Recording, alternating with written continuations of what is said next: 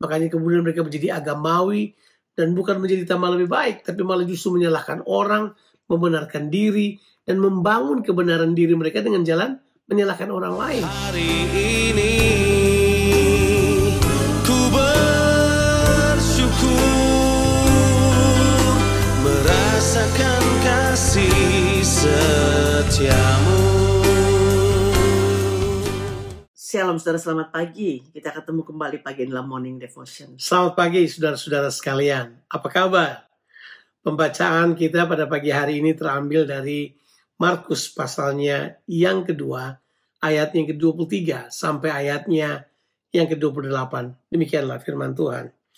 Pada suatu kali pada hari Sabat, Yesus berjalan di ladang gandum, dan sementara berjalan murid-muridnya memetik bulir gandum.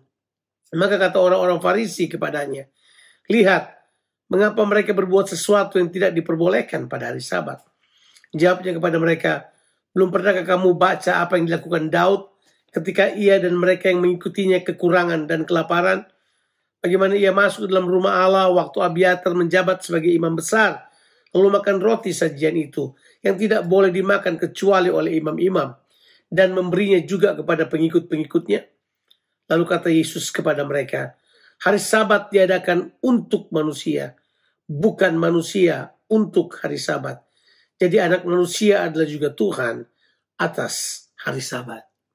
Saudara, dalam pembacaan kita kali ini, Markus menunjukkan bagaimana Tuhan Yesus berhadapan dengan legalisme orang-orang Farisi. Nah, ceritanya saudara, pada hari Sabat Tuhan Yesus sedang berjalan di ladang gandum. Sementara Tuhan Yesus berjalan, para murid memetik bulir gandum. Ini terjadi pada hari Sabat. Orang-orang Farisi sedang memperhatikan apa yang terjadi. Dan mereka berkata, "Lihat, mereka melanggar hari Sabat."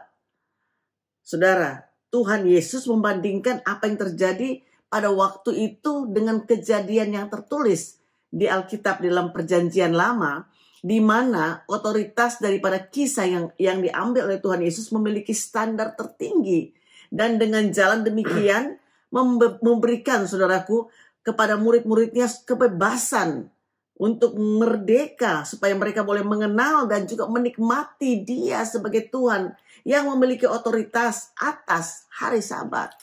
Nah, peristiwa yang diambil oleh Yesus sebagai jawaban terhadap dakwaan atau tuduhan dari orang-orang Farisi pada waktu itu adalah kisah tentang Daud dan pengikut-pengikutnya yang tengah berjalan dikejar-kejar oleh Saul yang ingin membunuh Daud dan pengikut-pengikutnya ini. Dan kemudian mereka sampai di satu tempat di mana di situ ada kemah yang ada imamnya di dalamnya, dan kemudian imam, ya Yesus menyebutnya Abiatar di sini. Ya, saudara bisa baca ini dalam kitab 1 Samuel pasalnya yang ke-21 ayat 1 sampai ayat yang ke-6. Dan waktu Daud mengatakan bahwa mereka kelaparan, imam ini berkata, "Kami tidak punya roti kecuali roti yang ada di itu roti pertunjukan, itu roti kudus. Itu hanya bisa dimakan oleh imam-imam." Kemudian Daud memberitahukan kepada dia bahwa mereka sangat kelaparan. Jadi kemudian oleh belas kasihan, imam itu kemudian memberikan roti itu untuk dimakan oleh Daud. Jadi pada waktu itu Yesus berkata sebenarnya begini, bahwa manusia itu tidaklah tunduk pada hari Sabat. Hari Sabat diberikan untuk manusia. Sebab memang kita tahu hari Sabat diberikan supaya manusia bisa beristirahat. Ditulis bahwa Tuhan beristirahat setelah bekerja selama 6 hari, dia kemudian beristirahat pada hari yang ke-7.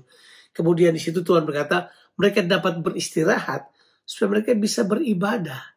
Jadi sebenarnya hari Sabat ada untuk melayani manusia, supaya manusia tetap terkoneksi dengan kehendak Allah dan tujuan-tujuan Allah. Jadi jawaban Yesus mengenai hal ini sangat valid. Ya, saudara, kita sudah tahu kenapa ada hari Sabat. Karena Tuhan menghendaki untuk manusia beristirahat. Saudaraku, Sabat juga sebenarnya adalah kesempatan untuk kita merdeka daripada pekerjaan-pekerjaan kita, supaya kita, seperti dikatakan tadi, kita bisa fokus pada memanifestasikan kehendak Tuhan tentunya. Tapi sayangnya saudara, orang Farisi telah menjadikan Sabat itu sebagai penjara bagi umat Tuhan agar mereka terus merasa lelah dan juga penuh dengan rasa bersalah. Dan memang benar aturan-aturan orang Farisi ini, di mana tujuan dari mereka adalah mencari kesalahan. Jadi mereka hanya mengenakan hukum untuk membuat orang-orang yang hidup pada waktu itu tertekan. Dan inilah di zaman itu, makanya Yesus kemudian berkata kepada mereka sebuah perkataan yang luar biasa. Ya, bukan manusia ada untuk hari Sabat, tapi hari Sabat ada untuk manusia. Dan dengan demikian anak manusia adalah Tuhan atas hari Sabat.